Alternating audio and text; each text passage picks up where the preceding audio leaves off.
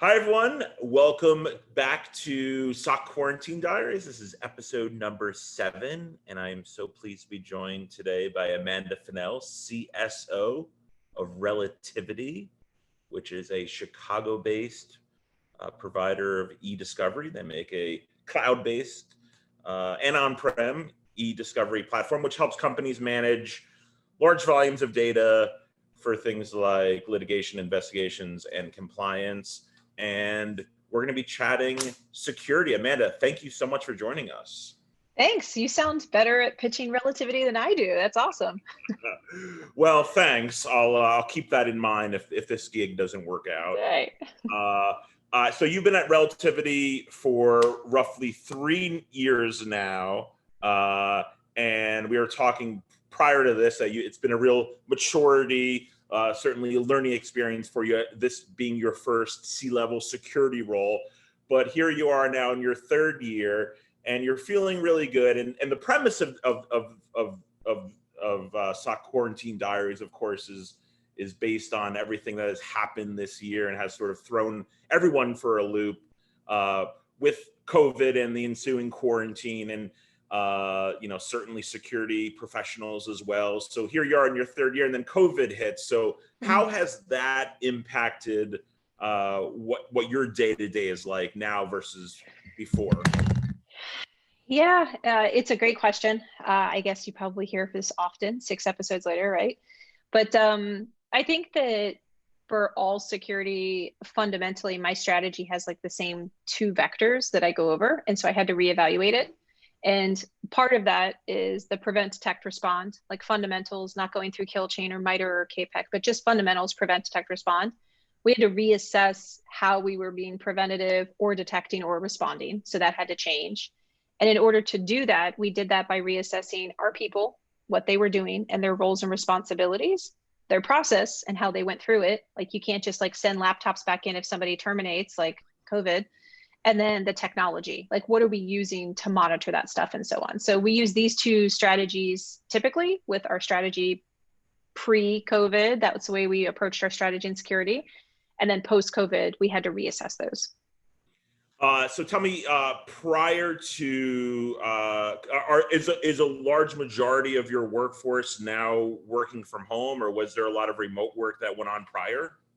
It was not a remote friendly culture, and I was the only remote executive. So I can tell you that was quite an uphill battle, but it has become remote friendly. And we are actually still 100% remote and not back in our offices we're global across the world. And so we have to consider everything per geography. So like, obviously, if there's Hong Kong, they have a very different formality of the way they're approaching the process versus Chicago's headquarters. So we're a lot more remote friendly, but it kind of opened up a huge attack vector for us that we had to reconsider, that I no longer could control the monitoring of things via VPN per se, or how good a network was secured when it was a home network. You stopped hanging out on my networks and you started hanging out on your home network. And so that caused a huge separation of like how we were going to approach it and how we approach it now. So it's very different. Right. So what all went into that? I mean, when this all happened, you probably were assuming it was going to be a short-term type thing, and maybe there wasn't as much planning that needed to go into it. But I guess that quickly changed. So no, I knew it was going to be long-term. Okay. Yeah, I was going to be suspected. back in work potentially next week, but. Yeah, no, I actually moved my team to be 100% remote before the rest of our company, or before COVID was like March 15th lockdown, et cetera. I got a little bit of smack talk from the rest of the execs on that one. When the entire security team goes remote, it makes people start getting scared. And I was like, no, we're stress testing. We're stress testing. I was like, no, we're preparing. I wanted to make sure that we were not going to be like trying to catch up with the rest of the company when they went remote and all of our logs became something very different. You know, your user entered behavior analytics kind of goes out the window whenever your profiles change like this. So I needed us to preemptively, I mean, that's that preventative focus that we have. So I knew it was coming, and I sent the team remote before, and I knew it was going to be long term. And thankfully, I'm actually in charge of like the crisis management of the company too. So I already had a process and a run book, and we already knew who the best response group was, and we already had all that stuff put together. We did refine it For sure. This was like a great stress test of it. It's better than a tabletop to go through it. And so we refined a lot of things with it. But I think the really big way that we've done things differently that was a little unique is that, you know, and this is something I'm sure you've seen in if the stuff that I've talked at, like, I don't believe that people are our weakest link. I believe people are actually our strongest link that's left. When my process fails and my tools fail, the last thing I have between me and the iceberg and the Titanic is the captain of the ship. And so I believe that you need to empower people with acknowledging that human instinct is like your best savior when it comes to a phishing email or whatever, right?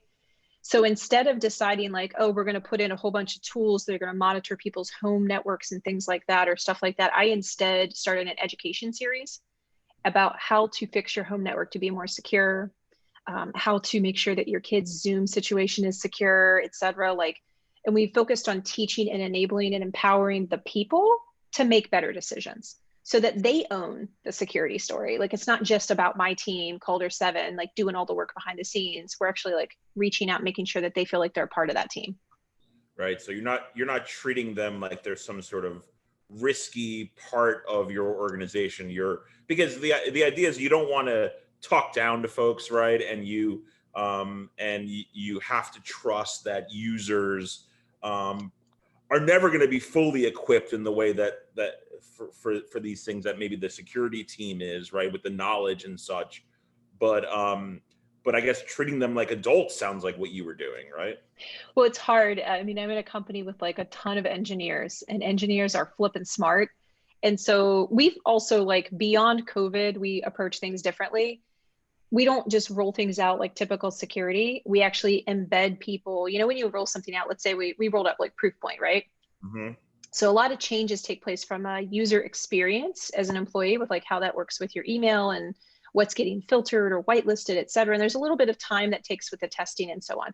Instead of just like rolling it out and communicating it, we actually have a security advisory group, the SAG, that we took all the people that talk smack about security and all the people that talk smack about why are they doing this and things like that about our things that we do. And we created a group and we said, we love that you have a dissenting voice. How about you help us make the experience better?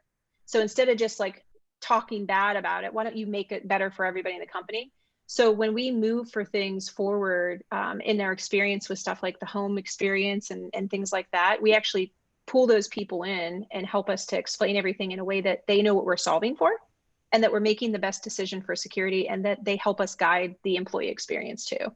So it's like my way of attacking things is not to cause that like security us versus them dynamic, but instead make it feel like we're all like that phalanx, you know, for 300, like we're all shoulder to shoulder and we're all doing this together. It's definitely a different dynamic than I've seen before. So I didn't know if it was going to work. Fingers crossed, it's been working so far these past couple of years.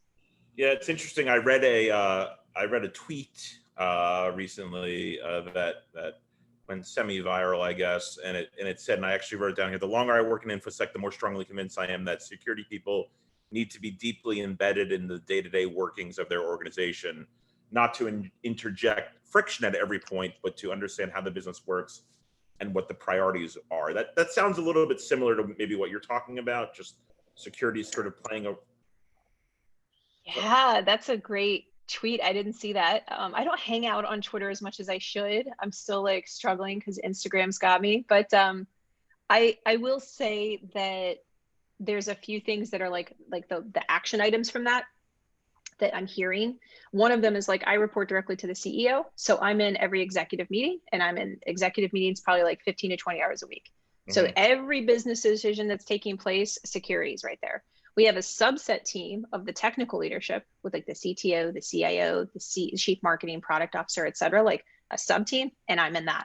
So every decision we make on the roadmap, every decision we make to reprioritize something, security is number one. It's like a fundamental backbone.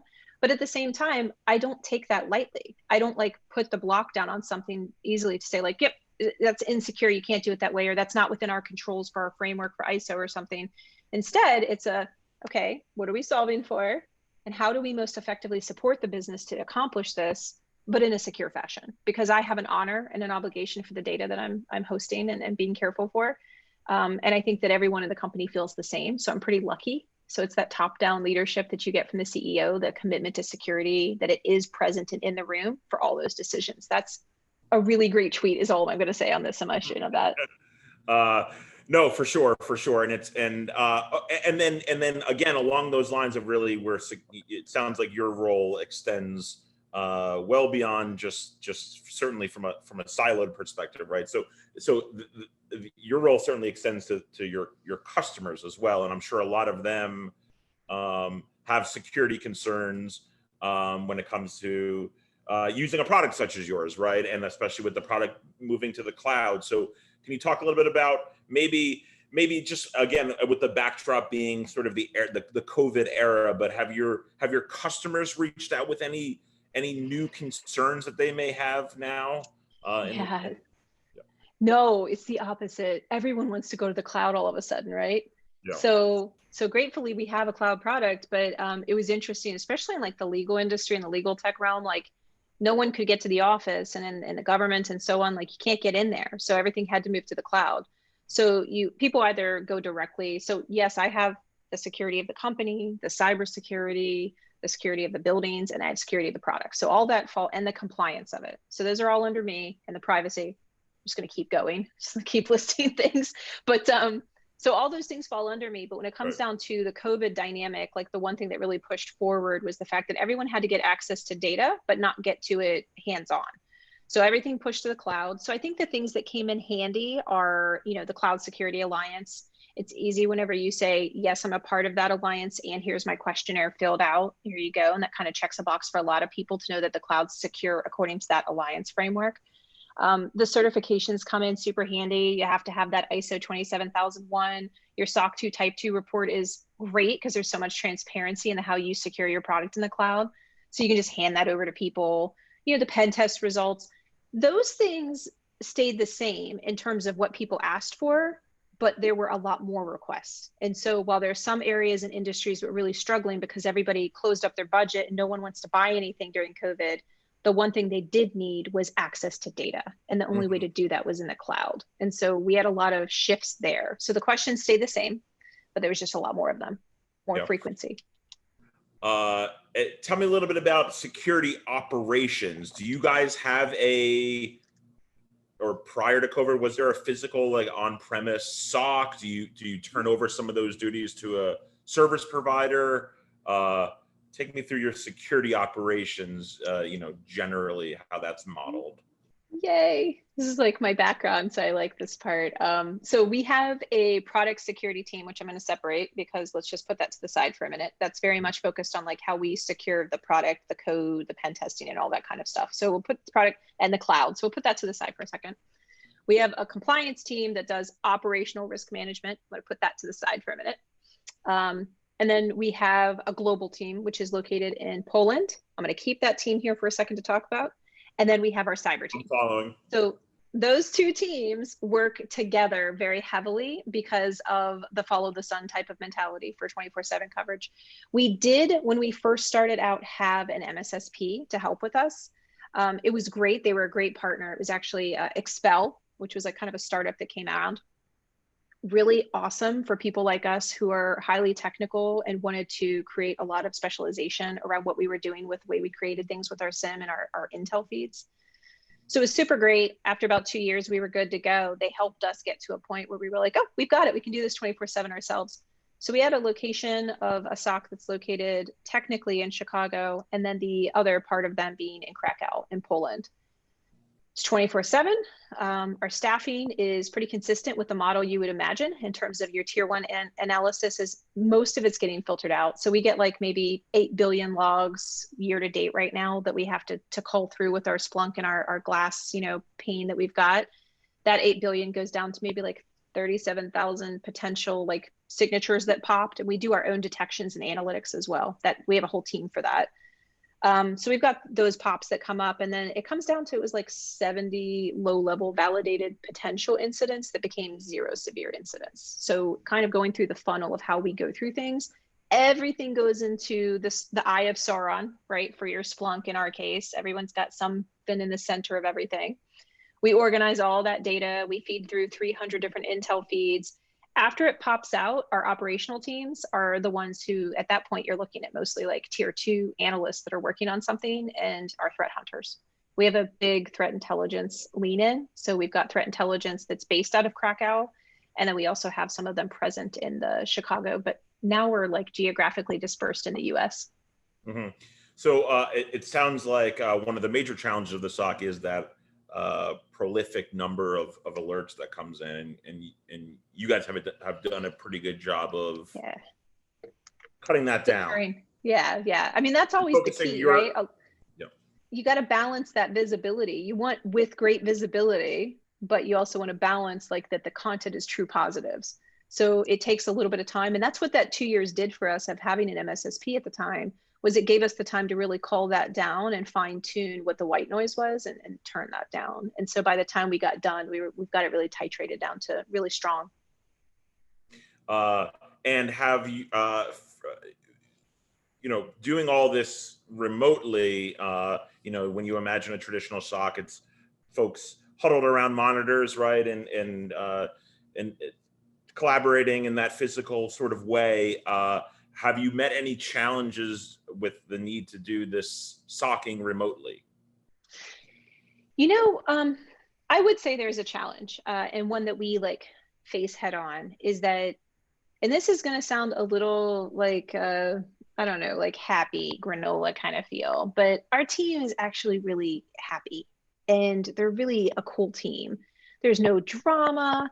I've got over 50 people dispersed across the world. There's no beef with anyone. Everyone just has positive intent, doing our best job, and they're all really good. They're good at their job. So I know that that's like not normal. I've been around enough to know that's not normal. And so we all know it's not normal. And so we want to protect it. We're all protective about this team. And so trying to take that social cohesion that we've had when we were all huddled around a monitor and extrapolate that to a remote environment, it takes work. So we have consistent like Slack dialogues each week. We have a stand up that we started doing on Mondays around the globe that we're all on. So all 50 plus of us are on this stand up every morning on Mondays. It's called the Mos Eisley Cantina Talk. Everything's Star Wars themed.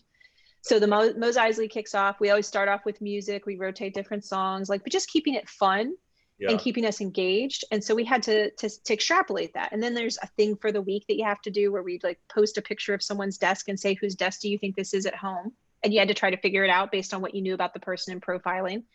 So trying to like pull the fun and the closeness of a team out of that SOC mentality, it takes work. It takes effort, it takes follow through. And it is probably the biggest thing that we're committed to is not letting go of that. And we're really lucky that we've been able to do it so far. Yeah, so obviously morale is something extremely important to you. Yeah. You're well aware of some of the dark news in certain elements of the security profession. For right? Diversity, man, it's horrible. Yeah. Like all these women who are putting in their notice and saying, you know what, I'm just gonna stay at home now because I have to, and especially for minority women, and it's just it's horrifying.